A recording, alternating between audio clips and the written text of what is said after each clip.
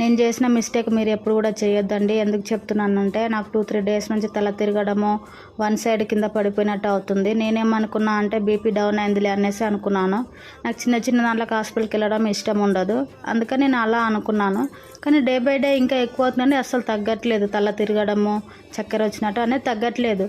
మా హస్బెండ్ అన్నారు కదా, ఒకసారి హాస్పిటల్కి వెళ్ళేసి వద్దాము, ఎందుకు నెగ్లెక్ట్ చేస్తావు నువ్వు ప్రతిదీ అనేసి అన్నారు. దానివల్ల నేను హాస్పిటల్కి వెళ్ళాను. అప్పుడు మేడం గారు చెక్ చేసి చెప్పారు కదా, ఒకసారి బ్లడ్ టెస్ట్ చేద్దాము అమ్మ అనేసి అంటే సరే అని బ్లడ్ టెస్ట్ చేయించుకున్నాను. అప్పుడు కానీ తెలియలేదు నాకు ఏమైంది ఏంటి అనేది. నాకు ప్లేట్లెట్స్ అన్నీ తగ్గిపోయాయి, బ్లడ్ కూడా తగ్గిపోయిందండి.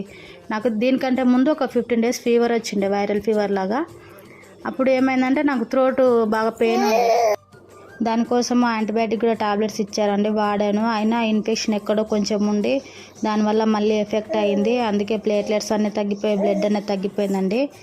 నేను చేసినట్టు మీరు కూడా అసలు చేయకండి. మనం చిన్న చిన్న వాటికి ఎందుకులే అని అనుకున్నాను నేను.